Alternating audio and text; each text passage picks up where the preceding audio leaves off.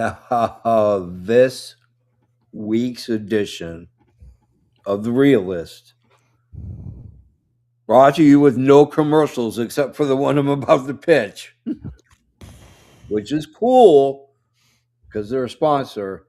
This week's edition is brought to you by SWA Sabres.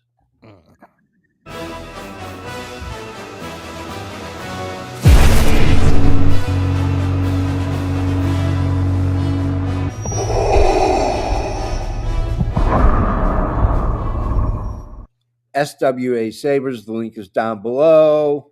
Great lightsaber company, absolutely fantastic. So, this week was kind of a weird week because I was kind of on the fence about a couple of things. And I'm looking through my notes and I'm like, holy shit, we give movies a lot of love. Yes, Rightfully so. But let's face facts.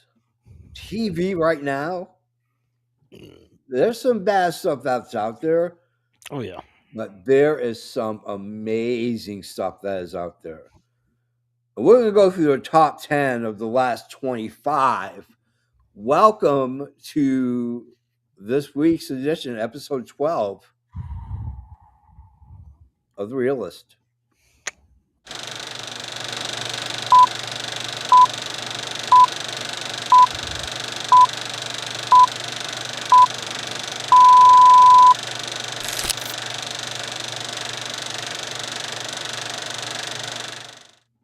All right. Man, I love TV.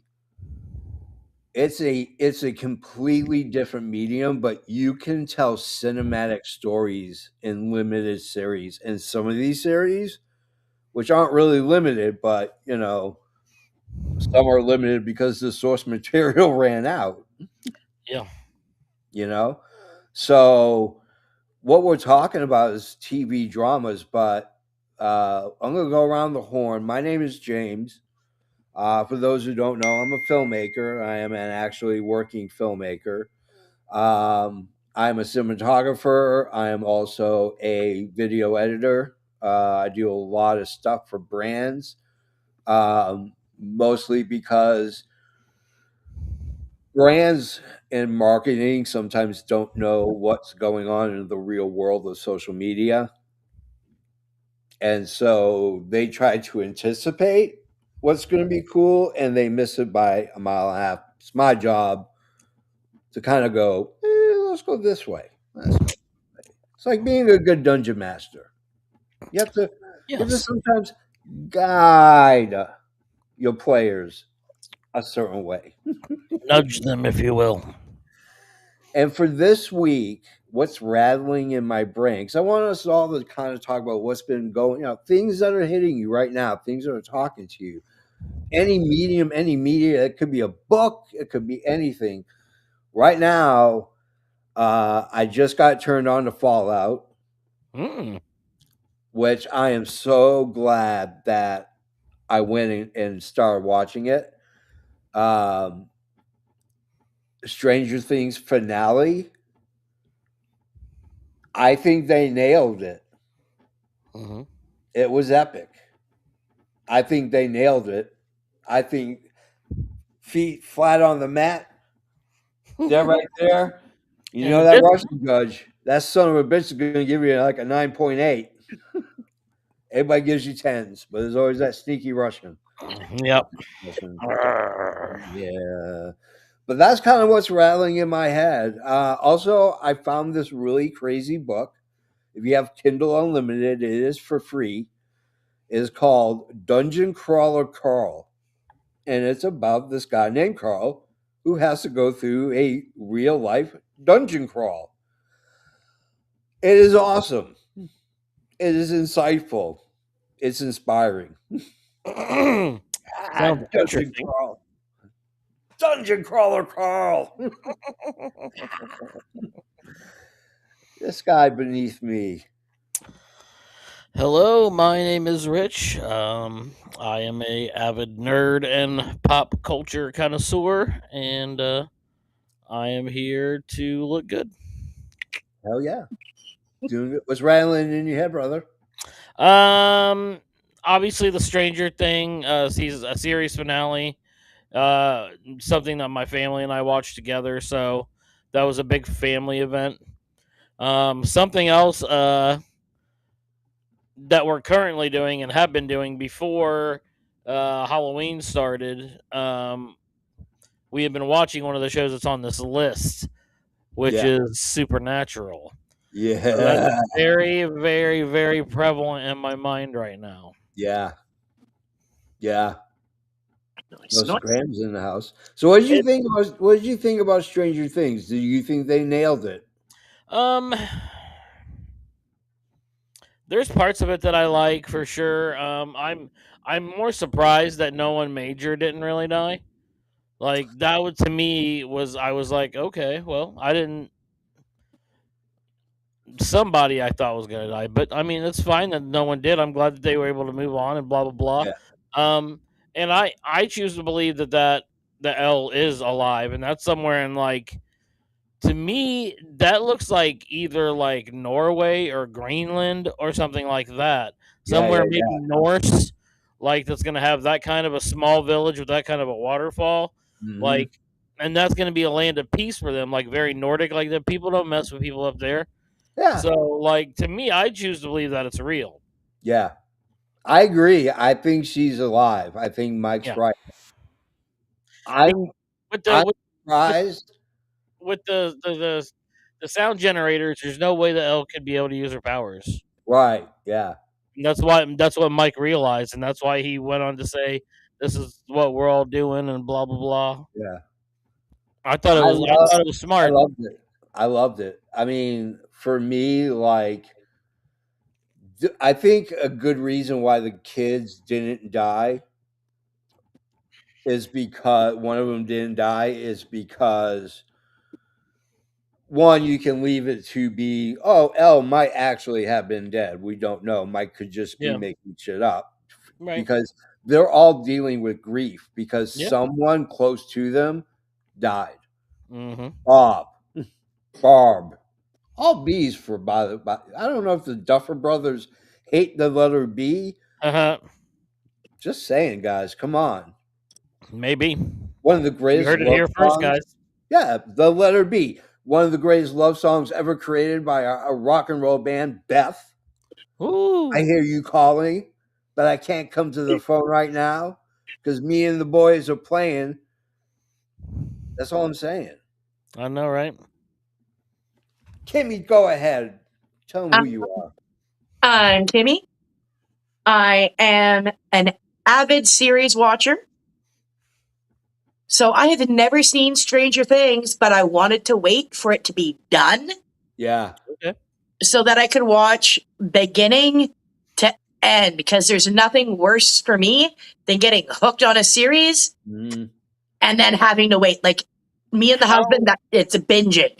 how did you grow up in the 80s and 90s? Now don't laugh. We didn't have cable. Okay, I mean, I didn't have cable for a I while didn't either. either. And so my uncle that had cable would record on VHS all the shows that like all my friends were watching. Yeah. Well, Aw. even still, I was watching ABC, Fox, CBS. Like I mean, I watched you some had to stuff, pick but like three. it would just yeah. Like TGIF, that was a no-brainer. Yeah. Well, yeah, I had to go to my friend's house every Friday to watch that, but Yeah. You should have been able to get that on Rabbit Ears. not out here. Oh, maybe not. Okay, I guess you Yeah. are. She's in like the Nan Nook of the Nan Nook. Yeah, my igloo, the rabbit ears weren't sitting quite right. Yeah. She's so far up north that even Canada is like, hey, we don't know if she's even part of us, eh? I mean, her antenna was sitting on top of a polar bear, and he just kept moving around. I'm 45 minutes away from Vancouver, so I'm not that. She's out there in the boondocks. She lives on a goddamn glacier. Feels like it sometimes. I had That's to why do the she can't cold. get reception because the glacier keeps moving. Thanks a lot, global warming. Now Kimmy can't get reception. Yeah, Oh. you guys kill me. No offense. I love Canada. Okay. Yeah. I'm a Degrassi Junior High guy. since back in the day. Okay. See, we got that show because you did not need cable. That came in on our antenna. Yeah. No joke. And they needed a Saved by the Bell version of that generation. I have a signed script from the cast of the first 4 seasons. That's sick. Yeah. And that had a lot of me hunting them down for it. Because a lot of them don't do conventions. And so you got to figure out like where they are and then run into them and say, hey, by the way, I just happen to have this script. You do look like a crazy person, so you kind of have to just be as chill as possible. I was going to say, there's James lurking outside a restaurant window. There he is. I kid you not. I was at a film festival screening for a movie, and I saw my 80s crush, my all-time crush. Okay. I saw the Elizabeth Shue. Oh, yes. Oh. And fine choice, sir. Beautiful choice. We were sitting in kind of the general same area, and we would get up and go get something at generally the same time, and I started laughing. I laugh when I get nervous, and so I started laughing, and she goes, "Are you okay?" And I go, "Yeah, I'm very good, thank you. How are you?" I can't stop laughing, and she's like, "You're not gonna murder me, are you?" And I go, "Oh no. I laugh when I'm nervous." And she goes, "Why are you so nervous?" And I said, "Because you're my kitchen pass. Like every major relationship she was the pass. Yeah, she was my kitchen pass. And and so she goes like, "What?" And I go, "Well, some people call it like a hall pass." Right. But like I was crushing on you since Karate Kid. And she's like, "Oh, I get that a lot." And I'm like, I just want to say, like, from the bottom of my heart, like, I dated girls who looked like you did in the movie Adventures in Babysitting. Yes, that's the one for me. Yeah. And so she's like, well, Top Gun too, right? Yeah. And she goes, she was a straight smoke show in Top Gun. Yeah. She goes, "Do you want a picture?" And I'm like, "I don't have my phone. It's in my seat." And she says, "Well, depending on how busy it is, if you want to get a picture after." And I said, "Oh, thank you so much. Can I just shake your hand?" And she's like, "Okay, yeah." So I shook her hand. I'm like, "I promise I'm not crazy. My friend will attest to it. He's the one who got me out of the crazy house." And she goes, "That's funny as fuck." He's like, "I'm never washing this hand again." I have met some really famous people, and I've never geeked out except for 2 people. Her and Quentin Tarantino, I geeked out. I had to leave. I couldn't stop laughing. They're trying to shoot a movie. I only fangirled once in my life. Yeah. And it was Devin Sawa. Devin Sawa? Is that how you pronounce it? Yeah. Yeah, Devin Sawa. So he's from Burnaby. Yeah. Oh, really? Little Casper. Yeah. Okay. So I'm that little girl with Teen Beat posters and Bop posters on my wall. So was my sisters. And I was at Metro Town with one of my girlfriends, and she actually knew him from school. And he was just at the mall being like a normal person, which I didn't understand. Yeah. And so she walks up to him and she's talking to him like he's not who he is. And I stood there like gaping mouthed. Yeah. And he's like, "Are you okay? Dude, do you know what my teenage ass did face like red as a tomato? Yeah. Do you know who you are?" He's like, "Yeah." And he just put his hand on my face. He's like, "Sweetie, have a nice day." And he was gone. And I stood there with my hand where his hand was, and I was like this. And my girlfriend was like, "You're an idiot. You just made an ass of yourself." And I was like, "What am I supposed to do?" Yeah. Funny.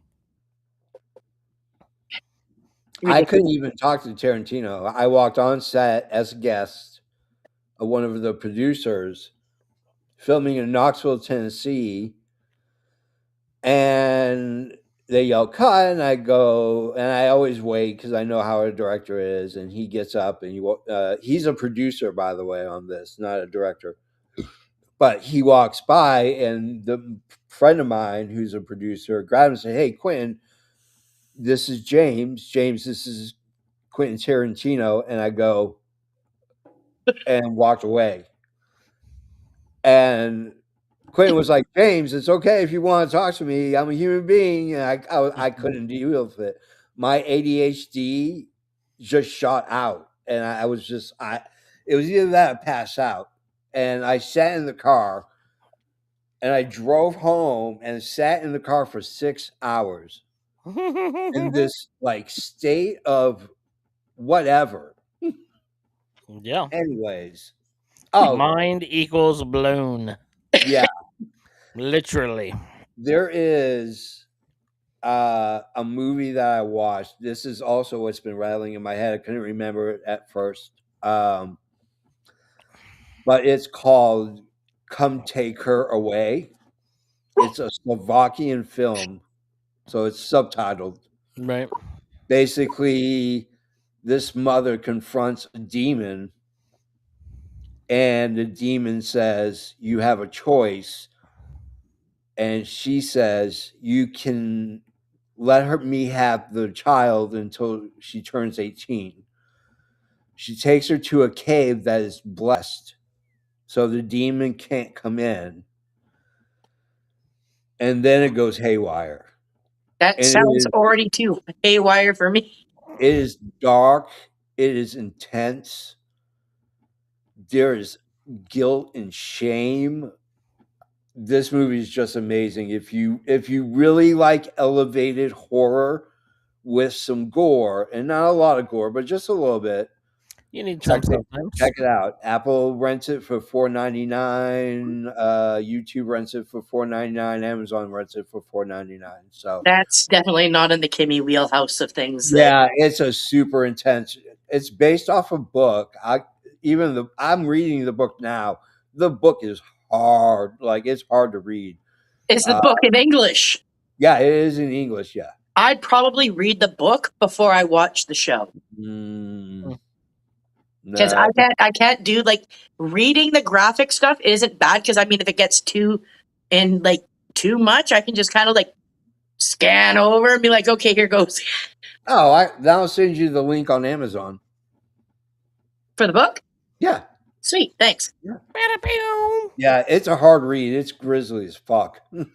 Like I thought I like a good read. So yeah. And I watched The Substance too. That's a one and done. What, The Substance? Yeah. I thought that movie was awesome, dude. It was amazing, but there's no way I'll ever rewatch it. No, I'll probably watch it like every Halloween. It's I'm not a body horror guy. That's I my mean, problem. I like Cronenberg and I like a lot of body horror, so I mean that's fine. Yeah. But not all horror is for every horror fan. Yeah, I've got enough body horror every time I look in the mirror, so I'm not watching anything else. I thought it was brilliant. I was surprised that she didn't win an Oscar for Best Actress, Demi Moore, or supporting actress. Yeah, yeah, you know, and because they're basically filming her life. Yeah, and she agreed to do it. Not even as a producer. She never got a producer credit. Mm-hmm. I'm like, damn, that's a leap and a half. Like for an actress to play herself in set and do it satirically it blew my mind. Right. All right. And especially the choice of what she did being on camera, being a fitness model, and just how it like, you know, we demonize women for getting past a certain age, if you will. And they're like, all right, you're yesterday's news. We need to bring in the new young thing. That's what I'm concerned about. It's a commentary on how we view media and what's hot, and it's not hot for long. There's always the next best thing too. So yep, here comes the kidster stealing my thunder. I know that's next. What's that? I said the kidster coming in, the younger version of me. She's gonna steal my thunder. I mean, the reality is that we do live in a youth obsessed society. Mhm. If you look at trends on TV, even in your own shows, the commercials are meant for this generation. Yep. I find that if you watch the show, the commercial that you're watching is kind of based towards the age that the show is supposed to be geared at. Yeah. It's called demographics. Yeah. There's billions of dollars that are made in demographics. It would You don't choke a donkey. you for don't me you to don't even need to stop sell it. acne cream on 60 Minutes. Yeah. No, you need to sell Viagra on 60 You Minutes. need to sell Preparation H. Yeah. Hurricanes. The cane that never moves. It's sad. My mom's got one. She loves it, but I'm just like, I mean, like, I watch Judge Judy, and I see more. You know what I miss? Geritol. I don't even know if they make it Mm. anymore. Ah, Yes, anyways, I was going to say, we're like 20 minutes in, boys. We haven't even touched the list yet. no, we don't have a time limit. You have a time limit? My bladder might, so if I pee out quickly. That's fine. I pee in the middle of. I pee in the middle of whatchamacallits shows all Things the time. happen. Oh my God, I love you guys. That's Rich. He'll tell you. I don't care. I'm only on the camera 95% of the time. The other 5% I'm peeing. I mean, that's pretty accurate. Thank you very much. Oh my God. We're going to talk about this week. I originally started with top 10 drama shows, and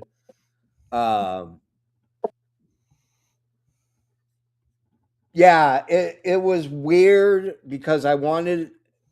There are a lot of good drama shows before, like in early late 90s, but I really wanted to keep stuff central to 2025. But I really wanted to focus on other shows, like the shows in that 25-year realm that really were relevant, breaking the rules of the norms of TV.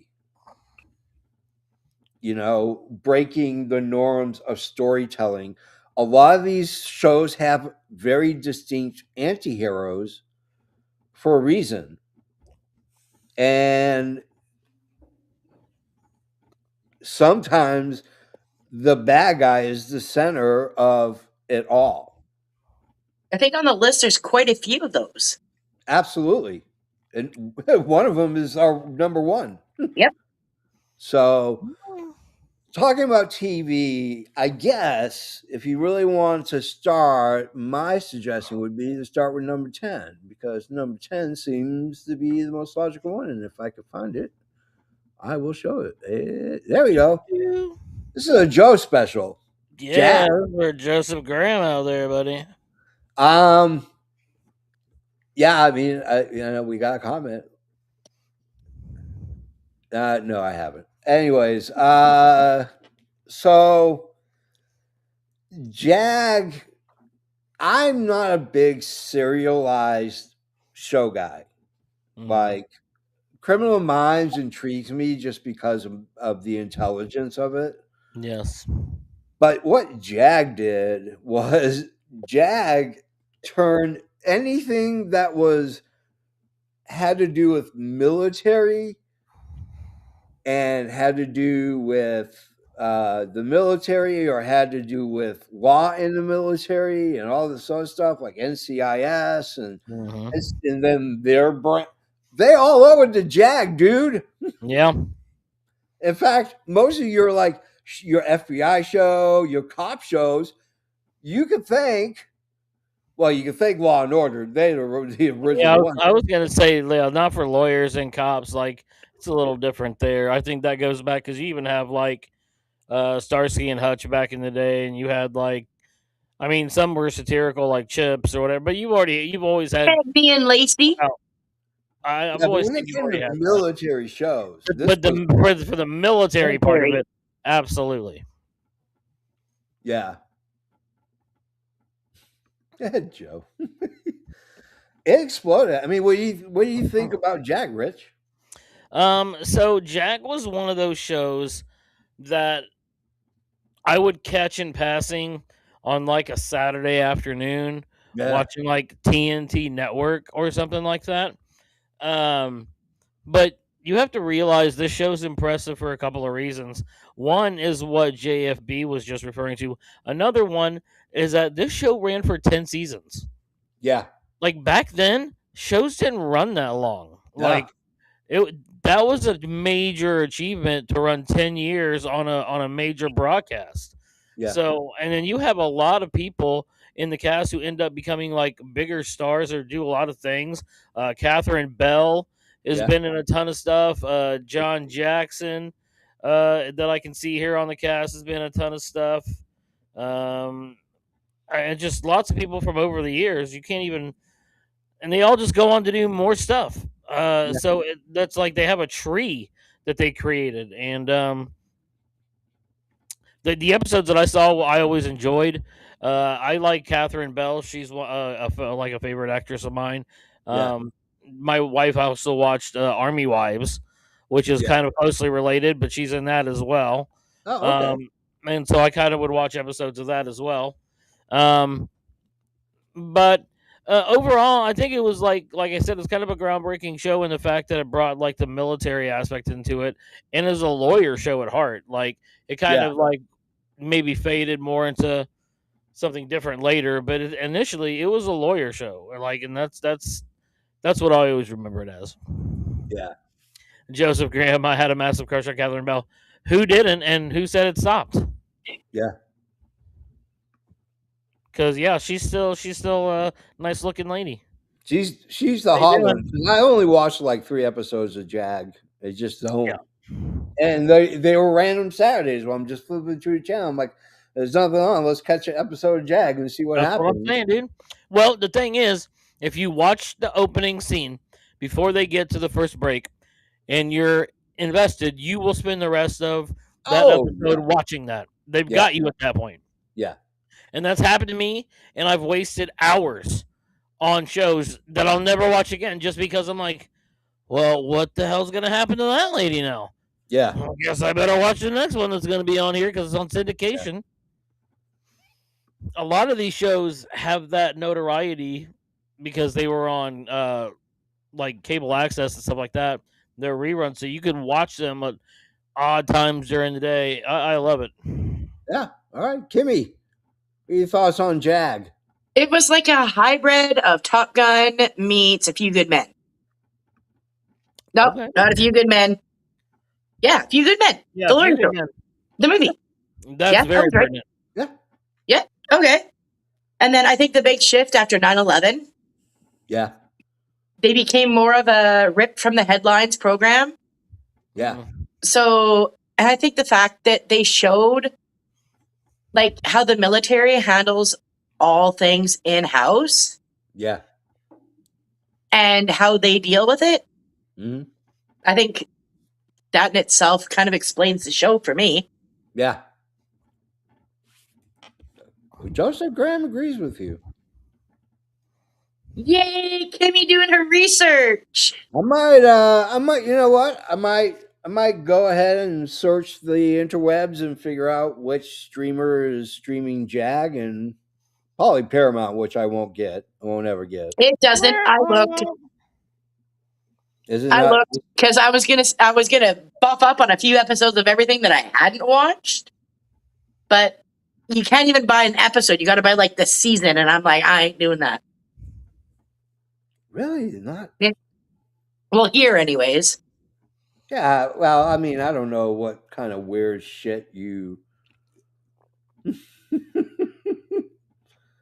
I know. Up here on our freaking icebergs, we don't got a lot of stuff. Oh, it's on Pluto. The hell yeah, Pluto. Fuck yeah, I'll give Pluto money all day long, which is free. I don't mind commercials and shit. When I'm drinking some super greens in the morning Yeah, for a long day of editing, and I need a absolutely. break, and I need to just shut my brain down. Feed your body. Yeah, I'm drinking a lot of super potatoes right now, and I'm feeling a little fuzzy. Okay, super potatoes. I love it. All right, let's go to let's go to number 9, right? Yeah. Yes. I mean, it would be remiss for me to say this wouldn't be a top 10 list without this show. This is West Wing. Fans of the show are going to tell me it's criminally low on your top 10. I agree. But if you look at the rest of the shows that we have, it's kind of hard. What I'm basically saying is this top 10, well, top 9 are interchangeable. Some. Some of them. Yeah. Yeah, I would definitely have some higher than others on here, Yeah. Yeah. or like whatever compared to what we're talking about. Yeah. I think So first on West Wing? I think that there's at least 3 or 4 of these that could be interchangeable from 1 to 4. Yeah. Okay. And the rest of them are kind of in a tier otherwise, in my opinion. Yeah. But it's a damn good top 10. Yeah. West Wing is a great show. Mhm. It's basically 4 years of what it's like to work in the White House, where the central character, although he's very powerful, is the president. It revolves around the people that work with the president, chief of staff, head writers, your press secretary, blah blah blah. It goes into their lives. Now, the president weaves in and out of the show. He's there sometimes, he's not there sometimes, but it's written by Aaron Sorkin. Yep. I am a dialogue nerd. The first script that I ever sent out for coverage came back with hey, these are the things you need to work on. Dialogue, don't touch. Write in the way you're writing, because I spend a lot of time, because I'm on the spectrum. I do spend time just eavesdropping and listening to people talk, because It's absorbing the information. I learn colloquialisms, I learn speech patterns, I learn this, I learn that. Like, there's a lot that I learn because That's like Joss Whedon for me with like Buffy the Vampire Slayer. Yeah, exactly. Yeah, or Firefly. Exactly. Well, the whole thing, yeah. Yeah. Just And the writing style, the cadence that it has, the quips back and forth, it's very distinctive to him, and it was very influential. Like, and when I became an adult, like as that period was coming on into that shaped how I talked for a while, and shaped how I, viewed conversation, and how it was big to me. So anything that can do that for someone is huge. Yeah, absolutely. Aaron Sorkin was the first writer for television, because he did write for film before television, but television was his big bread and butter. Well, it wasn't a Social Network. The infamous walk and talk was created, and that's essentially what you're doing. You're moving room to room, place to place, with the people that work with the president. And so it's always walking down a hallway, and then you end up in a room, and that's when the dialogue comes to an end, and then you go to a cut. That's how the show flows. Now, with the current times that we live in, and I'm not afraid to be controversial about it, but in the times that we live in, when our country attacked a sovereign nation for oil and kidnapped, by the way, the president, who is now in jail facing crimes of a country that is not a narco state, by the way. But I digress. This gives you a polished up ideology of what a great presidential 4 years looks like. Now, I always joke and say I long for the days of when we had a true West Wing, and realizing that without, and we're going to spoil the shit out of this, so spoil away everybody, but when you're dealing with assassinations and stuff that's supposed to hook you, Right. You have a great show about people who are doing their jobs because of the love of service to civilians. Mm-hmm. Facts. For the love of That, the game. that is what this show is about. It's a show about an empathetic leader and empathetic people. Now, some are too zealous, like Bradley Woodford's character, Ugh. where he is always pushing the limits and pushing the buttons because he wants, He's a douchebag ever since Happy Gilmore. yeah. And he is just hammering and hammering and hammering, and he always moves. And you have, like I said, take the time to watch at least the first season. Don't give it. My rule of thumb is give a show four episodes to decide whether or not you're going to watch it. Yep. I do that with every single show. I stop at the fourth show and I go, is this worth the commitment? There are a few shows where I don't even stop. I go right to the next episode. West Wing is one of them. I watched West Wing when it first aired. I own the DVDs. I have them on streamers. I love the West Wing because it's good to show that you can have people who are leaders, not just the leader of the nation, but leaders of their department, of their people, have empathy. Mm-hmm. Because that is greatly missing from not just the United States, but all over the world, is we are missing empathy. Yep. Yep. Rich, talk about the West Wing. Can I go first so I can pee, Rich, and then you can go? Yeah, go ahead, Kimmy. I think the relationship between Jed and Leo, am I right? Yeah. The name? Yeah. Dude, that bond was amazing. Yeah.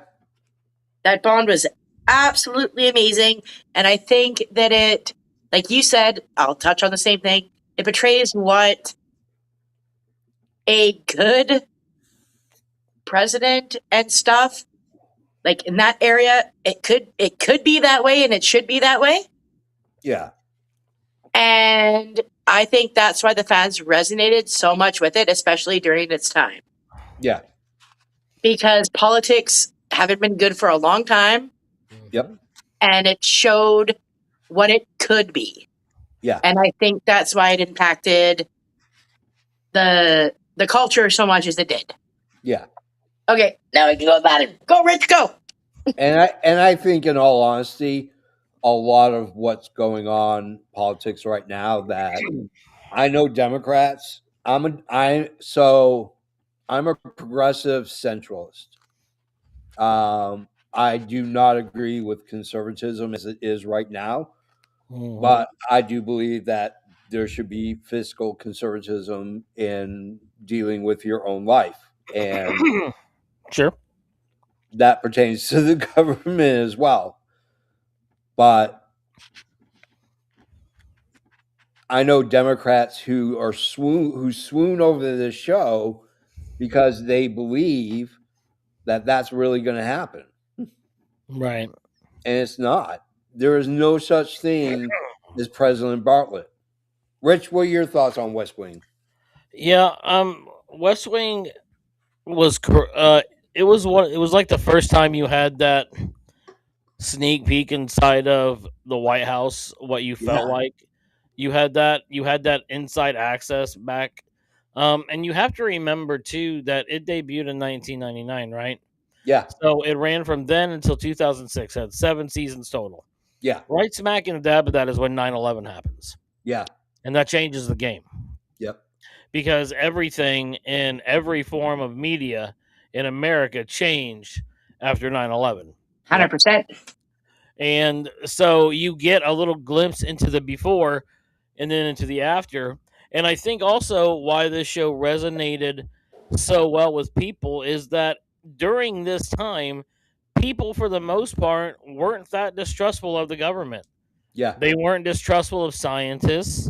They Yep. weren't distrustful of anything else. And whether you were a Democrat or Republican, like, okay, whatever, you're splitting hairs or whatever. Yeah. But most people were just like, they believed and trusted in things. And you don't have that anymore. Everything is got to be scrutinized and broke down, or people just will say whatever they want on the internet and lie because they can. And uh, it's just become a mess in our political landscape today. So I think even going back and watching that show now, it's like, man, it's a glimpse into a time where the American public still had faith in their government, and they wanted to see a show about how the president's life was and the Yeah. people that were around it. Like, I don't. No one. I'm going to tell you right now. No one wants a show about Donald Trump being inside the White House, and I'm Nope. surprised he's not tried to do it yet. Oh, No. I'm sure it's I'm coming. 100%. There's no chance anybody. Well, I mean, there are sadly a never few say no people I chance. think that would watch it, which is disgusting. But Well, yeah, I'm sure, but I'm just saying, like, he does enough on True Social to last a lifetime. Yeah. But Well, this show was seminal for the Yeah. time. Yeah. And you got And- like Martin Sheen, dude. Martin friggin' Sheen, and you said Bradley Woodford in there. You Yeah. had Godfrey, is that his name? I can't remember the African American gentleman. Oh, Dulé Hill. Yeah, Dulé Hill, that's it. Yeah. And Moira Kelly. Yeah.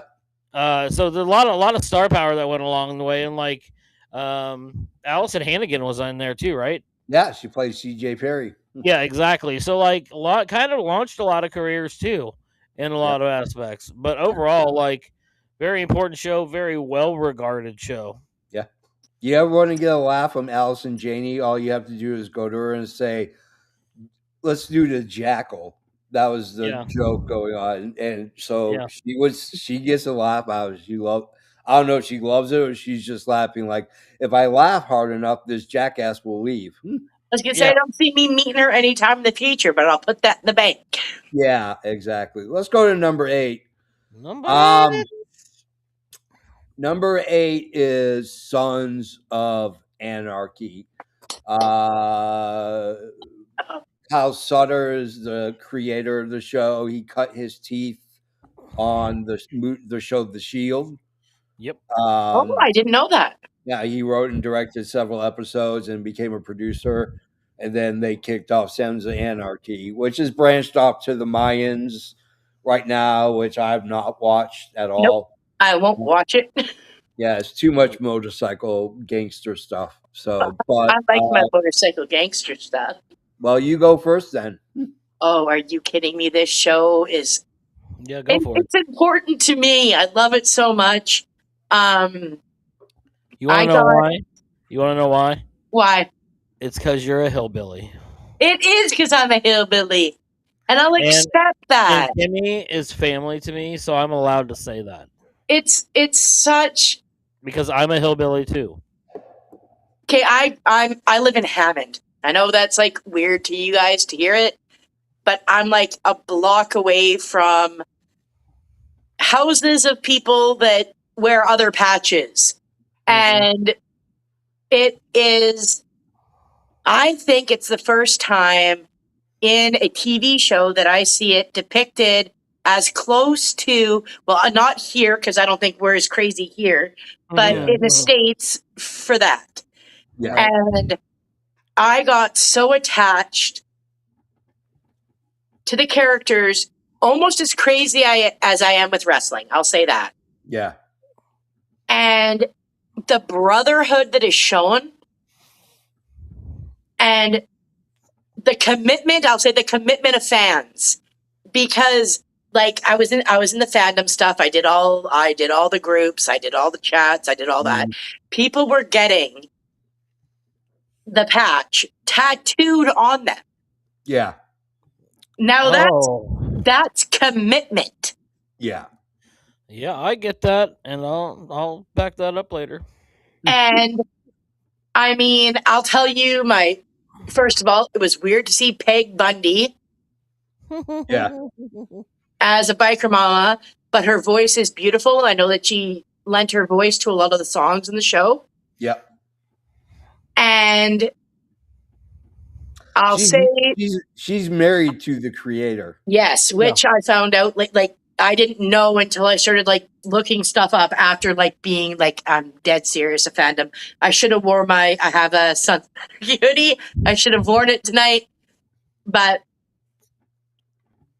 I think aside from any Disney movie death, Yeah. Opie's passing probably one of the hardest things that I've ever gone through personally. Yeah. Between that and what happened to Tig's daughter, like no wonder the fans were crazy. And I keep hoping that they're gonna do the prequel Yeah. for Jax's dad, or when they talk about doing the Thomas and Abel reboot. But I love it. I will not watch Mayans because I call it a poor man's ripoff. Yeah.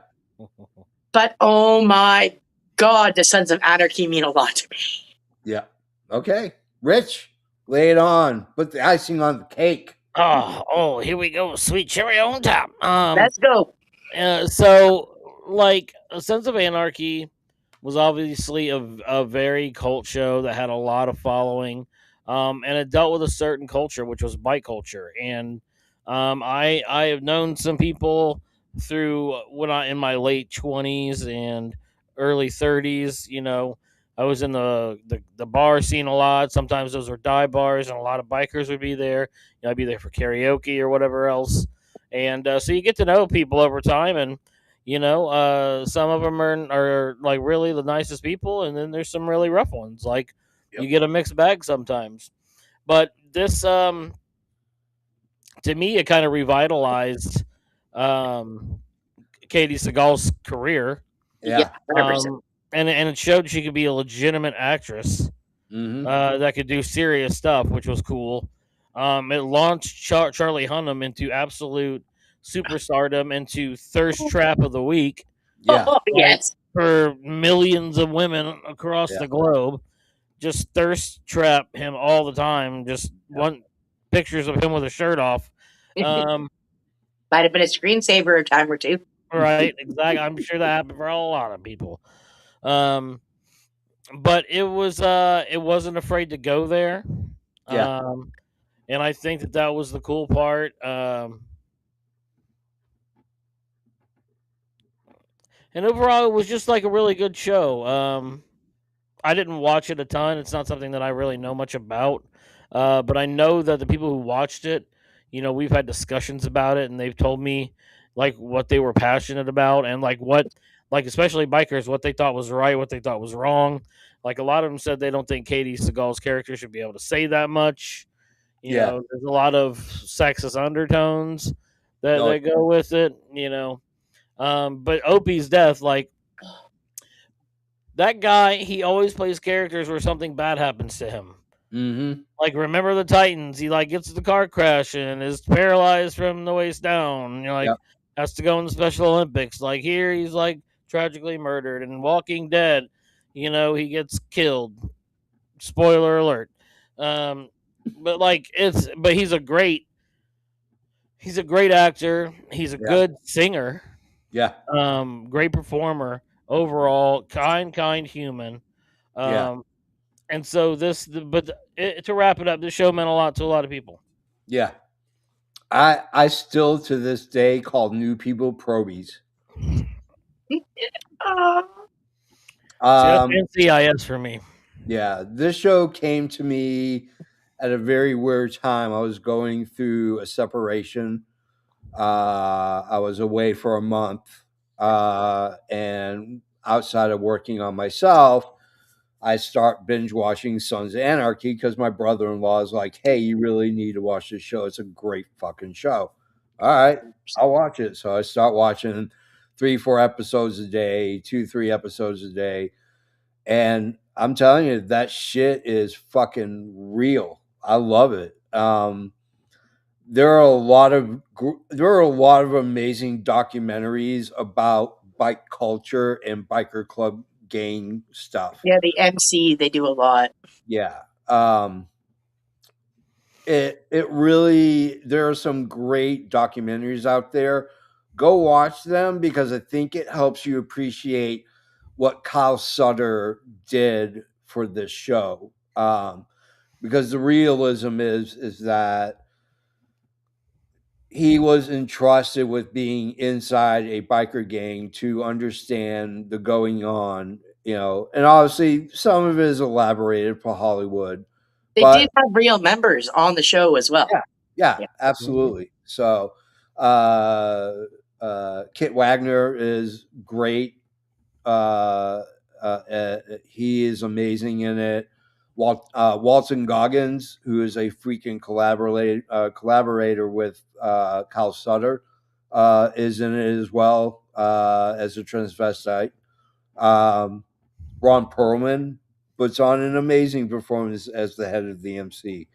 But yeah, I mean, it's crazy. I see Son of Anarchy tattoos all the time. I get fandom. I mean, for fuck's sakes, I have a soccer team I've loved since I was 10 years old. I have their emblem tattooed. So, I guess it's okay to take your fandom to the next level. Permanently ink yourself with some ink. Boom. The culture shock of it, I think, was huge, though. Like, Yeah. in my adult life, I have never seen such like craziness among fans Yeah. in a show for me. In my area, I'll say in my area. Yeah. For how big it was. I remember my dad seeing like a bunch of motorcycles go by. Mind you, it was near the end of his life and he was going a little bit squirrely. But he phoned me, Kim, it's a patch over. And I Yeah. remember laughing so hard, Dad, stop watching so much Sons. Yeah, it's a great show. It's not a rewatchable show for me. I have not revisited since I finished it. So I haven't gone back to it. I may go back to it at some point. I have to be kind of in that mood, in that headspace again. 6 times start to finish for me. Wow. Woo. Wow.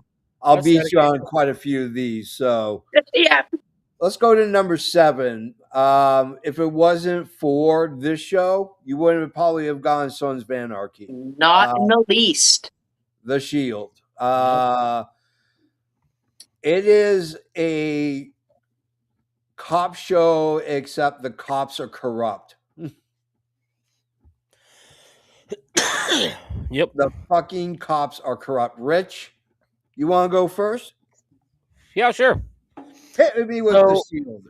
So, to me, The Shield was network's TV attempt of making an Oz-style show Yeah. that could be aired on TV.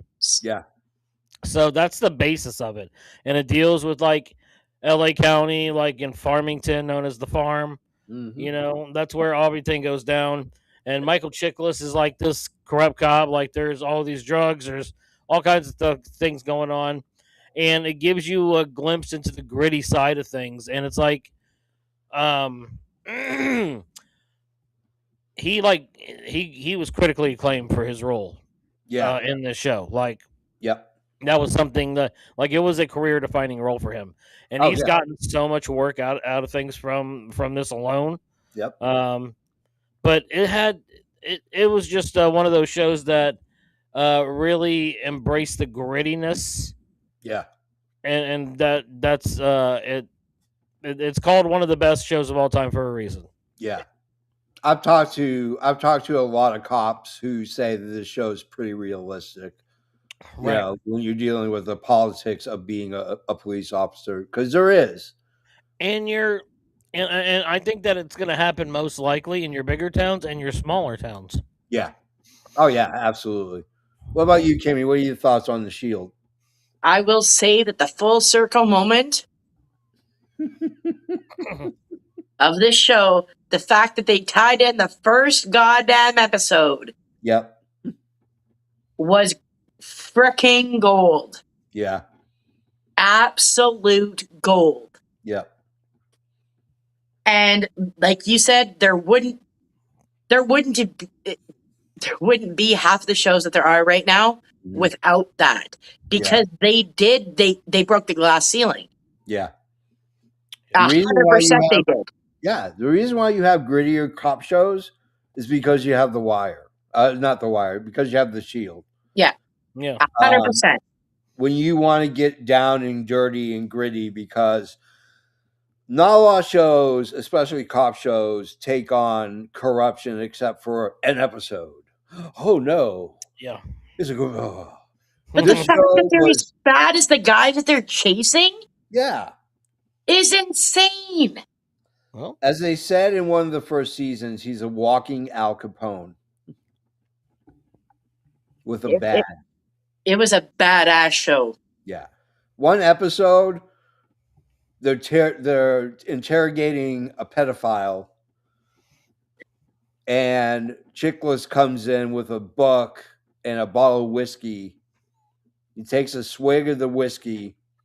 He says, the perp goes, "Oh, let me guess, you're either good cop or bad cop." He goes, "No, good cop and bad cop, they left the building. I'm a different type of cop." He pulls the video and audio feed from the camera and then beats the shit out of him with a phone book.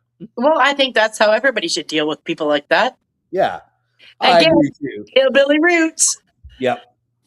But this show is gritty.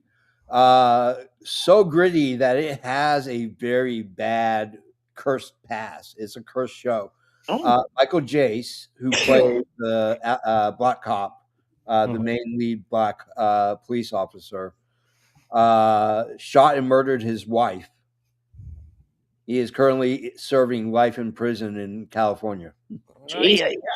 Yeah, that's what I'm talking about. That's spicy. But all this Walton Goggins bizarre that you're seeing right now, where he's in commercials, he's on 2 or 3 great TV shows like White Lotus. He's on whatever the name of the show is, the nuclear show. What the hell is it called? Fallout. He's on Fallout. Oh, yeah. You know, this guy is everywhere. You can thank The Shield, because if it wasn't for The Shield, you may not have seen Walton Goggins on Vice Principals or The Righteous Gemstones. Well, or another show that easily could have been on this list, which is Justified. Yes, exactly. Justified. That's another one that could have been easily on this list, where Walton Goggins is just like, yep. They have a spinoff of that too. Yeah. I don't remember what it's called. It's on Disney Plus now, so it's not as good. Doesn't matter. It's not the same. Not the same at all. Let's go to number 6. This is one of my all-time favorites. I just recently rewatched this, so it is fresh in my mind. Bam. Let's hear it. Mad Men. I want to hear it, Big Papa.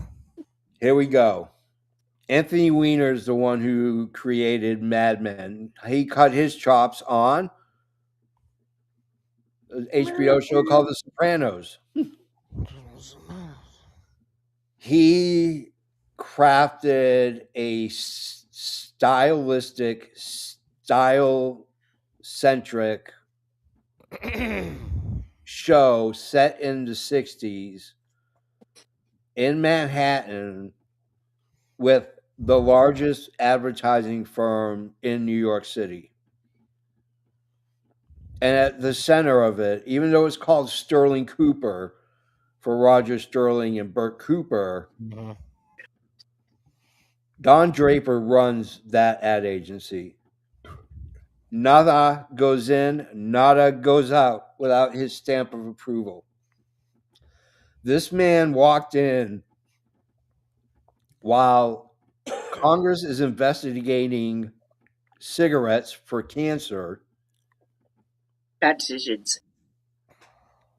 He walks in and sold Lucky Strike.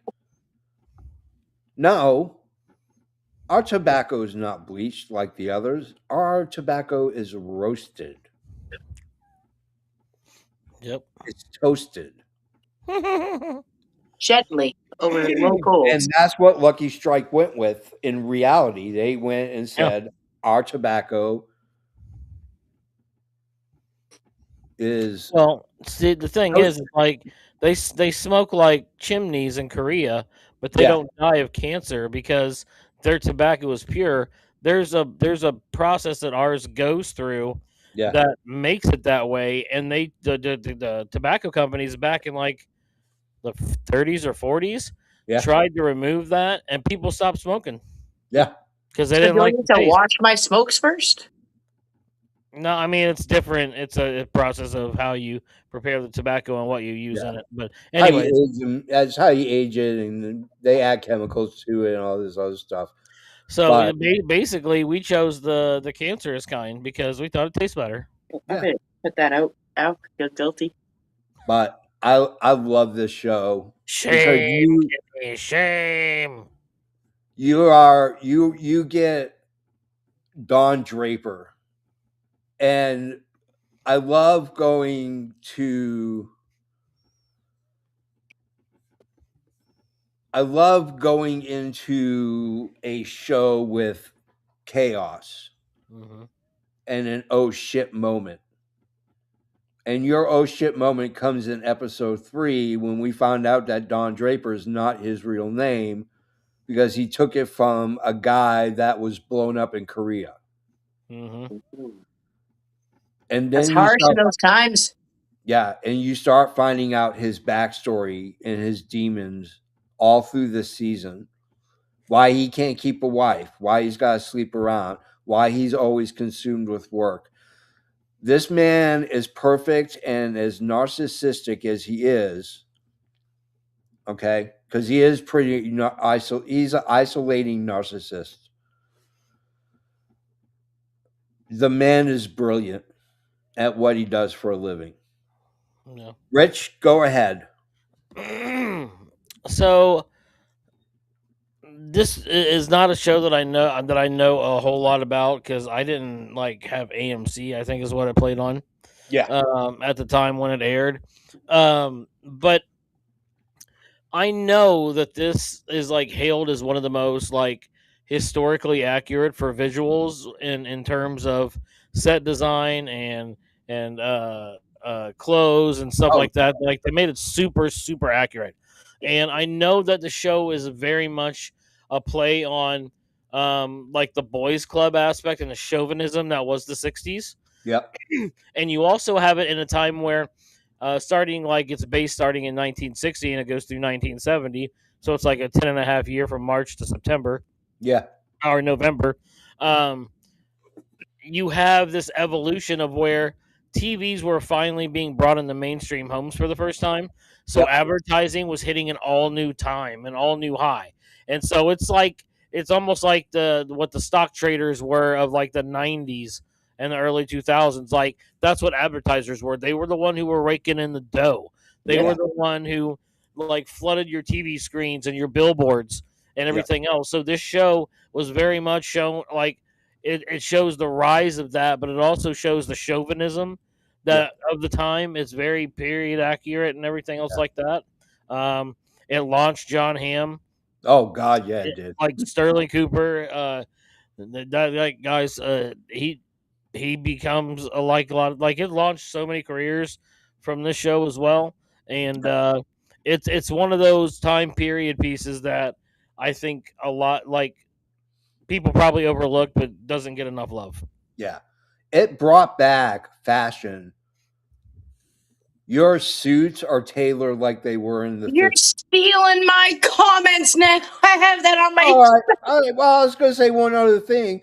The reason why the reason why every bar sells the best Manhattan or the best old fashioned is because of Mad Yeah, Men. for sure. All right, Kimmy, take it away. Okay, I was gonna say that the suits. It brought back the the tailored suits, the thin ties. Yeah. The fashion came back big. I'm not a big fan of a man in like a tight suit. I prefer like a nice suit, but Yeah. it brought it back. That's when people started drinking, what do they call them? The mules. Yeah. Yeah. Yeah. People started doing that, but it also resonated with millennials and Gen X because it came out at the same time as we were struggling in our time Yeah. with financial worry. Yep. And that was happening within the show at the same time. Yeah. So I think that resonated a lot. It helped with like those generations, or I guess my generation, dealing with the stress of that it already happened and we can get through. Yeah. For me, when you talk about shows and how they end, there are a lot of shows that don't nail the landing. And there are some shows that do. And Mad Men was one of them. You have Don Draper going through an existential crisis, checks into a yoga retreat. He's sitting on a cliff in perfect yoga pose, cross legs, sitting. And then they cut to the greatest commercial that has ever existed. I want to buy a world a Coke and furnish it with love. And they played that entire commercial. Oh, So now you're wondering, is it Don Draper who actually came up with in this world? Did he come up with the Coke commercial? Right. And there's such an oh my fucking God moment. And then they cut and they go to black. And to me, that stuck the landing 1000%. That's perfect toes and out like that and not a movement. Even though that sneaky Russian judge is going to give you a 9.9, you son of a bitch, we still got a 10. you're still coming in with the Russian judge. Yes. Let's go to number 5. This is where I start getting crazy. Yeah. Number 5. Yeah, So I do. Hey, can I go before Rich? Because I only have a few things to say because I've never seen the show. Okay. Yeah. So before we go, Tiffany, it's on HBO Max. Mad Men is on HBO Max. If you have HBO Max, it is on there. Just start watching it. It is a brilliant show. Matthew Weiner did an exceptional job of creating a world that no longer existed when this show came out. It was the furthest from it, and then we started going back to it. So, number 5 can only be one thing. It's the one thing that rules them all. Everybody wants one. I want one too. Yeah. Game of Thrones, my friend. Dun dun dun dun dun dun. Kimmy, go ahead. Okay. We wouldn't have spoiler culture without the show. Yeah, there's spoiler content here if you have not seen it. There's spoiler content for any show that's on here because they've all been out long enough for you to watch. Yeah. Yep. I know nothing about this show. Yeah. But that is big. This is when everybody was like, don't say anything if you haven't watched. This is the first time in my life that I was like seeing it everywhere. Other than that, I know that there was a little person and dragons. And I now know that winter is coming means a bad thing. Never seen a show, but I know that. Go ahead, Rich. I don't, JFB, if you want to go next, you can. No, you go because I got to hit the thing. Okay. So, Game of Thrones. I missed the boat on this at first. Like, I didn't watch the first, 3 or 4 seasons, but the show will always be forever ingrained to me because I started watching this show when my son was born, and I was on paternity leave and I was sitting in my wife. So we were in our bedroom, and I had an office chair that kind of had a recliner and a footstool with it. And so we had a TV that was in the corner kind of where our bed was. And so I set my chair there. And as Victoria would go to sleep and try to get some sleep during the night at like 3 in the morning, I would be watching episodes of Game of Thrones. And just rock little man. And just, if he woke up, and just doing my shift. But this show, it is my second favorite show of all time. Really? Yes, absolutely. Uh, David Benioff and D.B. Weiss are adapting George R.R. Martin's Game of Thrones series, like A Song of Ice and Fire. So there's a lot of so much lore. I don't know what lore means. Lore is like history and like world building. Yeah, because you guys say it all the time, and I don't know what it means. Yeah, it's like the backstory Okay. of what is in that universe or whatever. Okay. Like the lore for Snow White would be that she has 7 dwarves. That's part of Snow White's lore. Okay. Part of its history. So Game of Thrones, to me, beautifully weaves this story from George R.R. Martin about one thing, really, a quest for the Iron Throne. Yeah. And what people and families will do to get there or to protect their name. It tells of a family honor and trying to do the right thing. It tells of deception. It's people who try to be smarter than other people. It has supernatural aspects and in times of supernatural threat that could hurt everyone, but half the people don't believe it anymore. Yep. You get dragons, but I think to me, it's the character development that I love the most. Like I find myself drawn to certain characters, like Jon Snow. Like he's our proxy, like protagonist. Can I ask you a question? Excuse me. Yeah. What does winter's coming actually mean? Winter is coming is the old prophecy saying that because they have seasons, right? They have summer and a winter season, right? Okay. But some summers last 20, 25 years, and some winters can last 50 years. Like it is like that. There's no set of what it is. Yeah. And so winter is coming is something that's prevalent in the first couple of seasons because they're still in the summer session. But they can start to feel a change within the air and the environment, and people would say winter is coming. But it also portends the big bads of the show, which are the White Walkers. Yeah. Okay. So I don't know what those are, but there's a double meaning there. Okay. But I fell in love with this. I wanted to find out everything that I could. I never read the books. There's but books? Oh yeah, it's based off George R.R. Martin. Yeah. Game of Thrones. It's a series. Oh, I'm getting those. Yeah. A lot of people enjoy them more than the show because there's they're not exactly the same, and a couple of characters end up in a different way. Like specifically, Mama Stark. Yeah. She became some different than what happened in the show.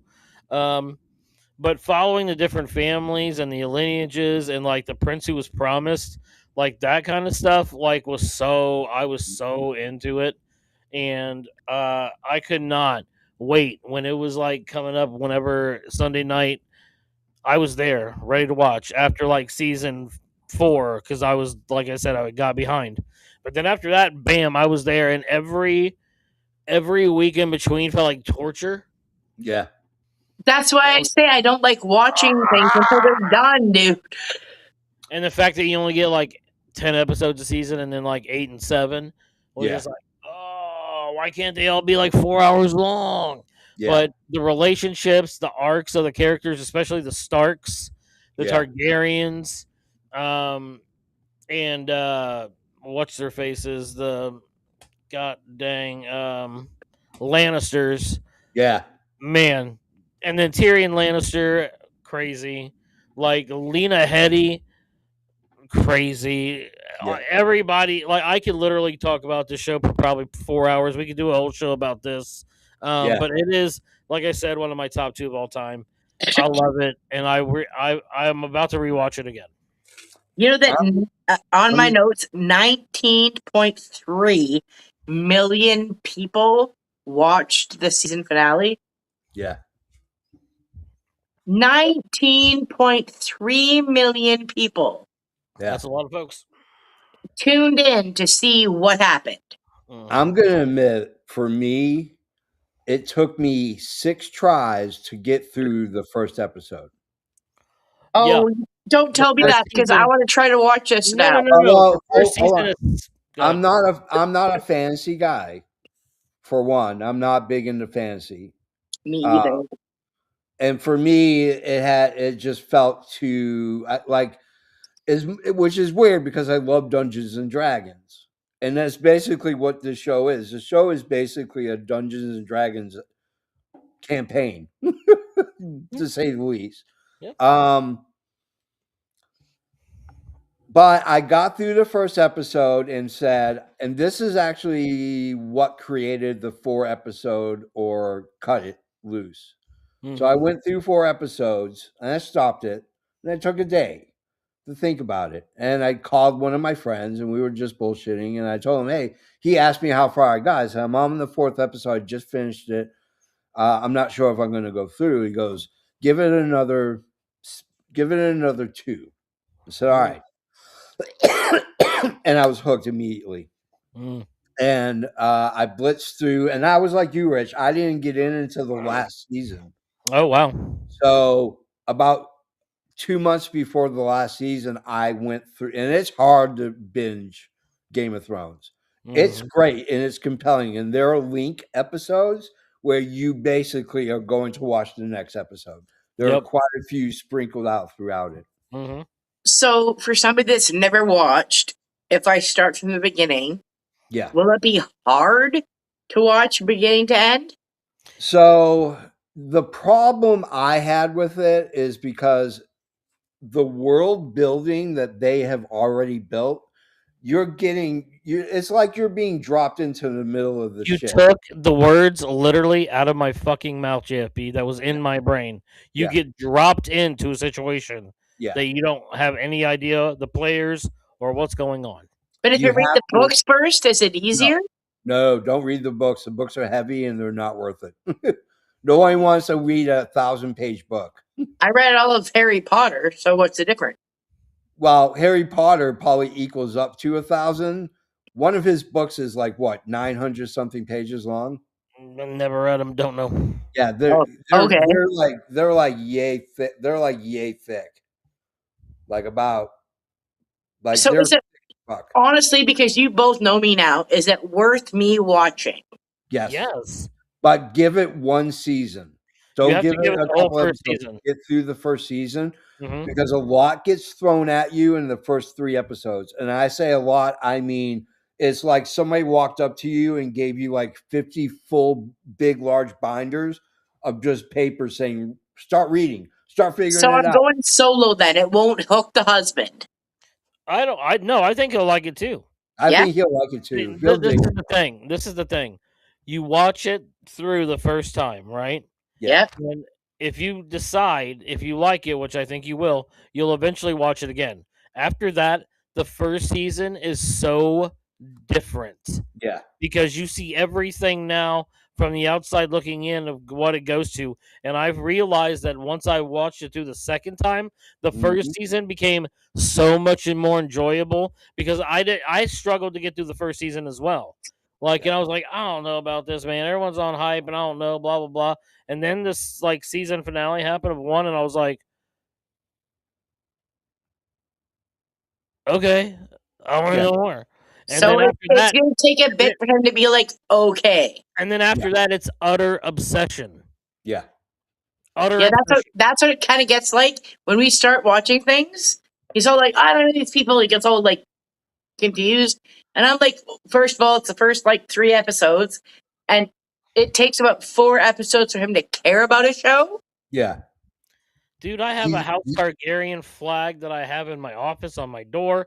I have multiple Game of Thrones shirts, like Stark Okay, Rich, related. you need to tell him. Listen, Cupcake, you gotta watch this because Kim wants to. yep, Yeah. Okay. yep. All right, let's go to number 4. Whew. Before I do that, let me check this comment. Oh goodness, this is Rich's show. He can start. I'll go tinkle. Let's go with number 4. It is, of course, one of the greatest serialized shows ever. It is super fucking natural. Rich, you go first, my friend. God, how long you got, pal? Hey, man, we got all night. Jeez Louise, we're already at an hour 20 here. Yeah, But this man, supernatural high will never go away. okay, so Supernatural is my favorite show of all time. Mhm, I'm currently watching it right now. This is the show that I was referring to. I'm mhm. currently watching it right now with my wife and my son. My son's the first time he's ever watched it. My wife Yeah. has watched it once all the way through, um, and it's so special to me. Once again, I was late to the party on this, Mhm. but after my dad died, this is the show that I turned to, and it's kind of what helped get me through Yeah. a lot of things because this family, this show, in essence, is about family. Yeah. It's about a pair of brothers and how strong their bond is. That's what everything else is centered around. Now, you're going to get everything from ghosts to ghouls, Mhm. vampires, werewolves, wraiths, Yep. demons, angels, God, other things. I won't. I mean, the empty. You have the darkness, like all these things that add to lore. But it starts out the first five. Originally, this show was only supposed to go for 5 seasons. It Yep. was created by Eric Kripke, Yep. who is also the guy who created The Boys on Amazon, which is highly popular. Mhm. Um, but it was a 5 show arc, and it was basically building towards the resurrection of Lucifer and him taking over the earth. It was going to end. Everything was going to end in the apocalypse, and it's a pair of brothers, Dean and Sam Winchester. And Sam, when he was 6 months old, was given demon blood, so that way he would have demon powers later on in a war that was supposed to come. Yep. Dean is his older brother, and they both come from a long line of people who fight or record things that go bump in the night, but they Mhm. don't find that out till much later. Like this event that happens is a heavenly ordained thing that was made to happen Yep. because it was supposed to bring about the apocalypse. So the whole first 5 seasons is this arc of them trying to find their dad and then fight demons and then eventually try to find a way to defeat Lucifer, Yeah. and it ends beautifully. And if you stop the show right there, it would have been perfect. Yeah. But it became so Go ahead, Kimmy. Did you watch it all? Because I haven't seen it, and we want to I've watch it. watched it all like 4 times, Oh, and okay. the first few seasons I've probably seen 7 or 8 times because I before each season I used to rewatch everything. So the Yeah. first like 9, 10 seasons I probably watched 8, 9 times. Yeah. Um, Okay, but it's my comfort show. It's what I go to. That and then Game of Thrones. that's cool. Yeah. So, but after that, then you start to really explore way more, and you get into these. But the show, it is like I said, its essence is about family and how strong that bond is, and what would you do for your family, and the ending. They Oh, had to shoot put during. the ending of the plug. No, Go. no, no, I'm not. I'm Oh, not going to do that. The ending was shot during COVID, so some people feel a certain type of way about it Yep. because of lack of interaction. I'll say, but Yep. it was a good ending for a show. But this is a show like honestly, you will get hooked on if you like anything supernatural or if you have any kind of because they have a dialogue line too, and this is the show that I recommend to people Yeah. above all else. Like Huge and fan base, too. Huge fan base. if you Yeah. know this show, then you know the Rabbit fan base. And then Yep. I have tattooed on my body. This is an anti-demon possession sigil from the show. Yeah. And Huge fan base, dude. Huge. so, like, my commitment to the show is very, very deep. Dean Winchester, played by Jensen Ackles, is my spirit animal. Yep. He is the light of my life. Sam, I love. Castiel, I love. Crowley, I love. Mhm. Mark Pellegrino's performance as Lucifer is one Mhm. of the most glorious things that I've ever seen in my entire life. Yep. Their interpretation of God is amazing, and the things that shoot forth from there. And I don't want to give too much away, but this show is like the one that you don't want to ever stop watching once you start. Yep. I will say I haven't watched, but like I said, I looked up and I did my research. But I'm done. You go ahead and go. apparently, this is one of the first shows that broke the fourth wall. Yeah. French mistake. Yeah. Yes. Okay. I was doing my research and they said that, but I didn't like write it down, so I didn't look like I actually researched. One of my favorite episodes of the entire thing. And this Yep. show has comedy, like Yeah. so much comedy. Especially the Tricksters episodes. Oh, Nutcracker. Richard Spite Jr. is amazing. I'm excited. I'm excited to watch just from looking it up because, like I said, I've never watched, but I didn't want to look like totally stupid tonight, so I looked shit up. It's so good. And And the Joseph fact Graham that loves this too. Yeah. AFW kind of got a slogan from them, actually, like the channel we're on right now, Yeah. because they did a big thing on mental health. Yeah. Jared did, yes. Always Yep. keep fighting. Yeah, which is stemmed from something that they did. It's Yeah. from his own. He had an episode that dealt with mental health, and he had depression, like clinical depression. Yeah. And so So I mean, that in itself, he created that, and Yeah. it's closely tied to the supernatural fandom because it really spoke to them. Yeah. which I think is super special and super amazing.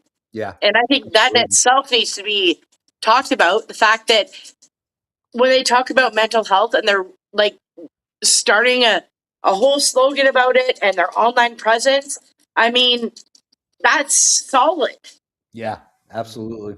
Absolutely. I love this show. My ex-wife introduced me to it. Because I didn't get invested in CW shows. They were just too serialized. Mm-hmm. And she's like, you need to give this a watch. And this is right before season 10 started. So we binged it. We were binging it before it was called binging. And Yeah. it is an amazing show. And it's an amazing show about brotherhoods. Now, I don't have a brother. I have a sister who I'm very close to. I love my sister. Dawn, if you're watching, I love you. You are awesome. But yeah, I mean, there are guys that are in my life that I would call brother. Rich is a man who I would call brother. Right back at you, brother. You know, and He's that's mad what at this it, show is but about. too. Yeah, this show is about family, and it's not about the family you have; it's about the family you get. Bobby Singer is my spirit animal. Oh I yeah. love Bobby Singer. There's so many I didn't even mention. My question to Rich is, what season is your favorite? What season is your favorite season? What do you think is the strongest season?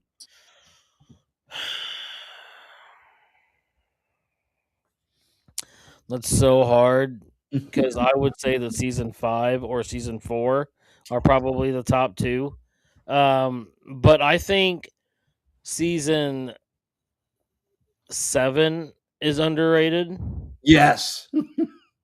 And some of the later seasons people didn't like as much, but it's only specific storylines. Yeah. But dude, I enjoyed all of it. But yeah, 4 and 5 had magic, dude. Oh, you ain't fucking kidding. 4 and 5 Four had and five is pure poetry.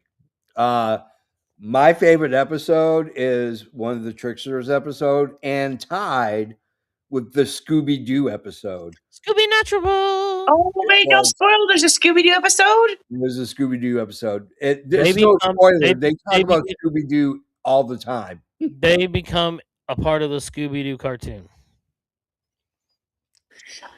It's like season 13. It is amazing. Yeah, it's amazing. All right, let's go to number 3.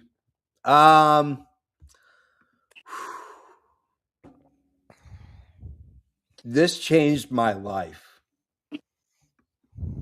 I'm going to go first. Yeah. There's a man called David Simon, and David Simon wrote a book called Homicide: A Year on the Killing Streets in the City of Baltimore. Cool. The book did so well that they made a show called Homicide: Life on the Streets. Andre Bronner is in it. Yep. Kyle Secor is in it. Melissa Leo is in it.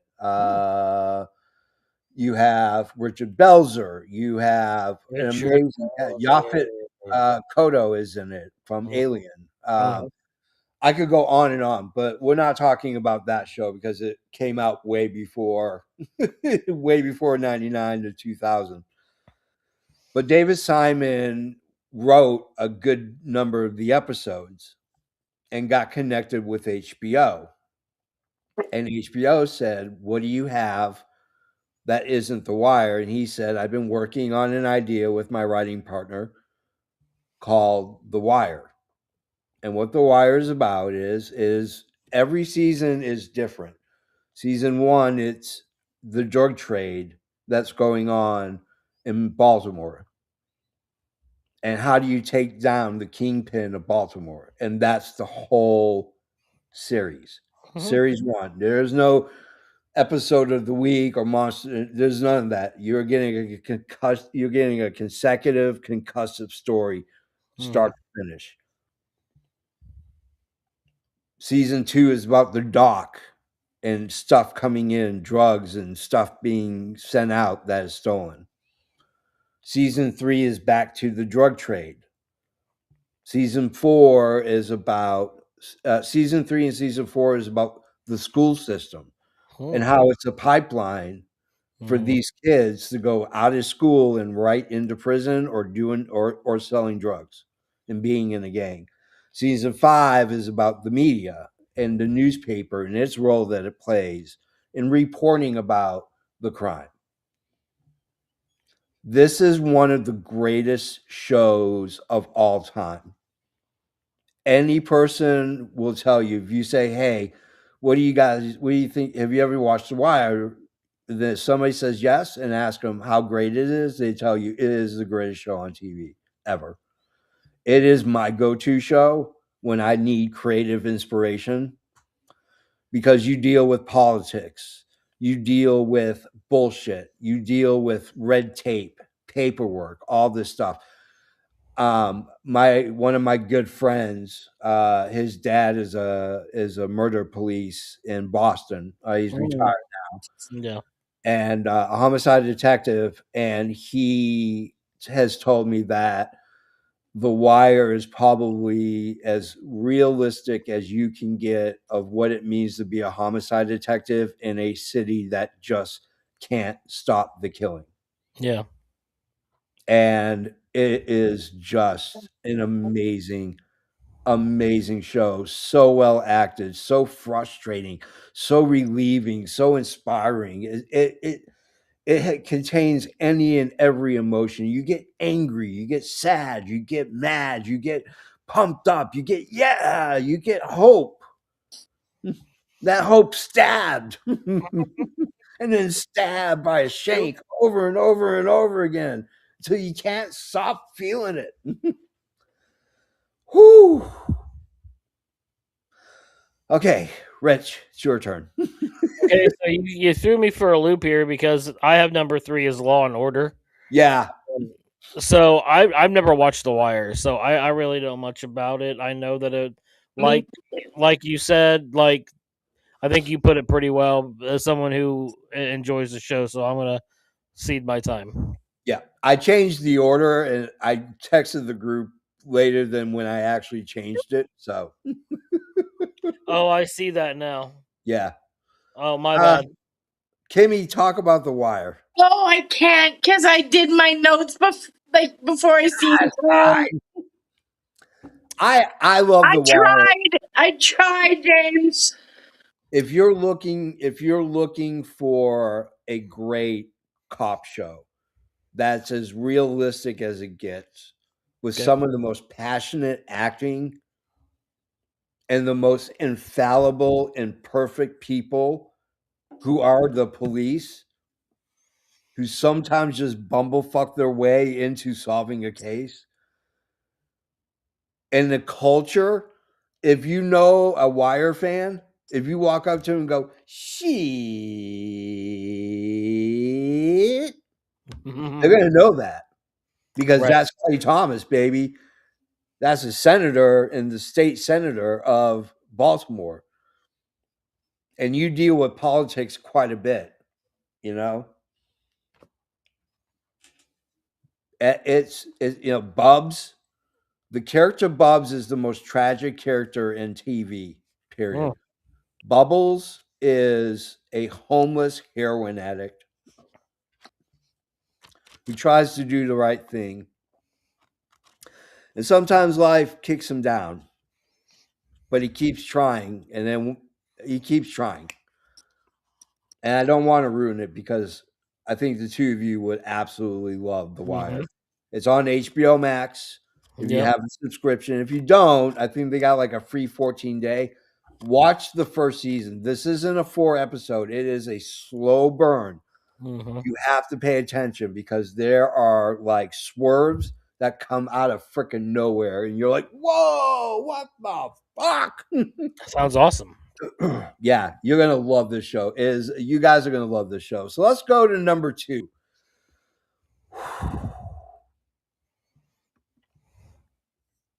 Breaking Bad. Bow, bow, bow, bow. I'm gonna give it to Kimmy first. Kimmy, go ahead. Let's talk about Breaking Bad. Kimmy's never seen Breaking Bad, but I know who Walter White is. Yeah, Heisenberg. And I love you both, but I do have to go because my phone is shutting off and Justin took his charger to work. Oh, okay. Okay. Okay. Love you guys. Love ya. Love you. Bye. Goodbye. Rich, let's talk about Breaking Bad. So, Kimmy was talking about Sons of Anarchy. Yeah. To me, Breaking Bad is that show as to like desperation. Yeah. Like, what would you do if you found out you're about to die? Yeah. Would you take what your knowledge was and would you apply it to try to make your family the most money that you could before you're dead off, or would you just go away quietly? Yeah. And then also the transformation of Bryan Cranston in this show Mm-hmm. is one of a man who's searching for an answer because he's dying into a literal kingpin of crime. Yeah. And Aaron Paul as Jesse Pinkman. Yeah. Freaking Giancarlo Esposito as Gus Fring. Yep. Like, you have so many stars in this. Yep. And like Walter White's wife, I hate her, dude. Yeah. Like you gather such strong feelings about the characters in the show, and how no matter how divisive it is, like, and you never thought that you would find yourself rooting for someone who makes meth. Yeah. But you do. Yeah. You want to see him go farther. Like, you want to see how far this devolution is going to happen. Oh God. And yeah. just the ties with like the cartel and everything else, like Vince Gilligan just like absolutely knocks it out of the park. And then Yeah. you get Saul Goodman. Yeah. who gets his own spinoff in Better Call Saul. Yep, And absolutely. his performance in here, like, just, oh my god, Mhm. it's so good. Yep. And if you don't mind a little, like, language and violence and drugs and stuff like that, Yeah. bro, it's only 5 or 6 seasons, so Yeah. it's pretty digestible. But man, even my wife's parents watched it and they were hooked. Yeah. And they're in their lower 70s. For me, Breaking Bad plays an interesting role because I deep dive when it comes to film. Like I want to know the psychology, Mm, what the meanings are. What's what was the director think? I listen to the commentary tracks quite often on movies that I've watched before to get a better understanding about not technical aspects, mhm, the psychological, the reasons why they went with this cut in this direction and this act and this and this. I love oh shit moments, mm. but Plenty of them getting here. and there's plenty of them. I love it when every major character has an oh shit moment. Mm. Walter White's is on episode 1. You get Walter White's oh shit moment. You have cancer. You about to go bye Skylar's bye? oh shit. Yeah, Skylar's oh shit moment is when she realizes that her supposedly philandering husband is now one of the biggest drug kingpins in the Southwest. Yeah. You get the oh shit moment from his son, Walt Jr. or Flynn, Yeah. when he realizes that his father is a drug kingpin. But the greatest oh shit moment is when his brother in law, who's a DEA agent, by the way, Yep. played brilliantly by Dean Winter, Yep. realizes that Walter White, Isn't it Dean Norris? yeah, Dean Norris, that's it. Yeah, Dean Norris. Uh, he realizes that his brother in law is Heisenberg, the man they've been searching for because they make blue meth that is 99 point something percent pure. Mm-hmm. Purest shit on the market. I deep dived into this show because I wanted to understand Walter White. There's a two school of thought about Walter White.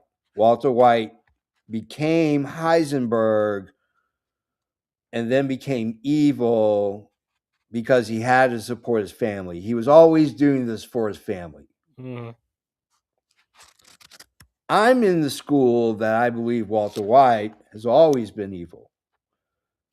He's bitter because of gray matter and him losing out on billions and millions of dollars from his two former partners, one of them being his love of his life, not Yeah. Skylar.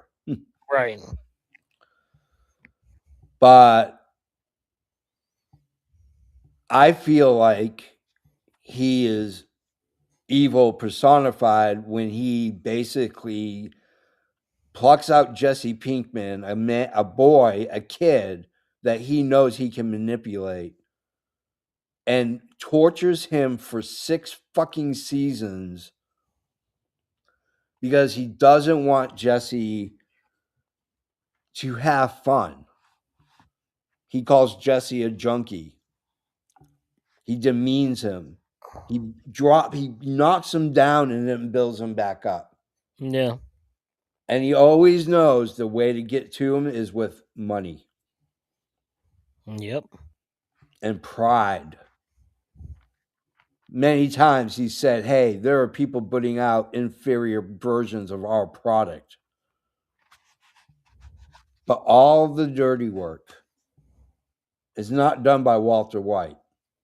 It's done by Jesse Pinkman. Mm-hmm. All of it. And after you watch Breaking Bad, you should watch El Camino Yeah. because it will give you an extension of Breaking Bad, but you get it all from Jesse Pinkman's point of view because Walter White is dead. Yep. Walter White will go down as the second greatest anti-hero ever in the history of even film and television. Yeah. The descent into madness is beautiful. He is a narcissist because he only cares about himself. It was never really about his family. He got pissed when he thought people were trampling on his territory. Yep. He didn't like Gus Fring because Gus Fring wanted expectations and he wanted to be part of the inner circle with Gus Fring, and that wasn't going to happen. Well, and Gus, he didn't want to pay Gus because he was Yeah. like, "You're inferior. Why should I even talk to you?" Yeah, exactly. So let's go to our number one. If you want to talk about a sociopathic narcissist, do we got one for you, yo? The Paisano. Sopranos at number one. It is the greatest drama TV show of all time. I figured we just freebase this one. I came on to The Sopranos on immediately. Mm. I love David Chase as the writer and the creator. And so I said, I'm in 100%. Boom, let's go. It's about a sociopath, a man who knows how to manipulate, how to work himself out of jams, how to control people, how to demand and command power and allegiance. You can paint Tony, and there are moments where you start seeing the humanity of Tony, and you forget the fact that he's guilty of killing multiple people. James Gandolfini took Tony Soprano and he made it himself. He took over that character. I think if anybody else was cast in that, it would be abhorrent. It wouldn't have even made it past the first season. Yeah. Oh, what do you think? Well, to me, this was for one of the first times where I feel like people were like, I have to add HBO onto my account so I can watch this show. Yeah. Like it was the talk and the craze of everything. It was the personification of mob life Yeah. and and how that entails with family. Yeah. And like how deeply intertwined they are. And it's like it was the newer generation after the Godfather trilogy. Like it was the extension of that into TV landscape. And I don't think it could have landed anywhere but HBO and succeeded. Yeah. And James Gandolfini, it was his career defining role. Yeah. Like he got what was it, The Last Castle? Yeah. Because of that. Like he just, and how many Emmys did this thing win? Like a trillion billion? Yeah. Like 100. for not for set design, for writing, for like all the kind of stuff that you can get for. Yeah. And like Michael I can't remember his name, but there's like so many people like that went on to have more success in this as well. Yeah. But you're right, like Tony Soprano is a sociopath, dude, and but it stems from him wanting to have power and him wanting to have control and balance that for protecting his family and protecting what he's built. Yeah. And like, where do you blur the lines? Well, there's not much when you have a sociopath and you're Yeah. the head, because you always have to show that you're the strongest. Like you cannot let anyone challenge your position. So sometimes it means you get your hands real dirty. And like there was a lot of baseball bats in this show. Yeah. A lot And of what you baseball get, bats. oh yeah, and what you get is you get family life of a mobster. Like it's not like all business and It's doing like this and doing freaking that. John Gotti live. Like Right. Like you're watching the reality that a mobster has to deal with bullshit from his wife. He has to deal with bullshit from his kids, his sister. fucking Lorraine Bracco and Edie Falco. Yeah. I mean, the show, like, it transcends television, you know. And yeah, let's talk about the ending because when it first happened, I was pissed. When it just fades to black, Yep. I was pissed. In fact, for 10 years, I didn't rewatch it specifically because I Spike. hated the ending. Yep. Now, after multiple viewings, I've seen this thing over 12 times all the way through. Yeah. It is the greatest ending ever because now you have to decide, Right. does Tony live or does Tony die? Right. Exactly. Because And there's he's coming out of the tail end of a family war with New York. Oh, you saying? absolutely crazy. No, no, go ahead. No, I'm done. I'm done. I was just gonna say another show that was like that that could have also been on this list was Lost. Oh God, yes. Like Yeah. you're like trying to interpret what actually just happened just now. I took a philosophy course on Lost. Mm. Just like I I bet deep that would be dived into so the Sopranos. interesting. Yeah. Like I deep dived into the Sopranos because I wanted to understand not so much mob culture because there are a billion movies that do mob culture really Oh yeah, well. there are But plenty. having to deal with he's got anxiety, he passes out all the time, he has to take medications, he's seeing a psychiatrist, which would be a no in his world. Oh yeah, yeah, because you can't divulge any of this information. It almost gets him killed in the first season. But the other thing that you don't realize is Tony is battling both a narcissistic mother and a master manipulator and having to live up to the shadow of his dad, Johnny. Yeah, And when you have to live up to the footprint your father laid out for the New Jersey mob, that's some big shoes to fill, you know? hmm But have you seen the movie Many Saints of Newark? I have not because Give it. I never watched Sopranos. Oh, you need to watch Sopranos. I guess I need to put that on the list. Yeah, it's Hey, an amazing show. put the last comment up real quick. All right, let's see what the last comment is. So Luna, that was actually supposed to be what number 3 was before it got replaced with a wire. Not really SVU in specific, but Law and Order. Yeah, Because like we were going to talk about SVU, I was going to talk about Criminal Intent because that's my favorite one. yeah. Vincent D'Onofrio in that show is like, Let's talk about Law and Order. For me, Law and Order, I stopped watching at when it started branching out. I was like, sure, that's way too much Law and Order. yeah, yeah, And for a show that's very conservative, because mhm, it very much is, it's very much right wing politically yeah, conservative. yeah, hmm I found if there's a marathon, I don't care what the hell I'm doing. It goes right on. It goes right on. yep, And I yep, hate the fact that the older episodes are not streaming anywhere. yeah, because they were on Peacock for a while, right? Yeah. So Yeah, I mean, anyway, I always got into Criminal Intent because I love the psychology behind it. They went from the psychological aspect of these people, like kind of like what Criminal Minds did. It was like yeah, Criminal Intent, yeah, and then you got SVU, which Luna was talking about, Tiff was talking about, yeah, which God, ridiculous with Mariska Hargitay, um, like launched her career and yeah, the other guy who's with her, whatever. I mean, like they that is on syndication everywhere. Like you can yeah, like between that or Supernatural or Charmed or something like that, you will always find on TNT late night these episodes are running nonstop, yeah. just like nonstop, dude. Like you're gonna Okay. always see Law and Order or every version of it. You're gonna see it in syndication, and they're gonna get residuals on this until they die.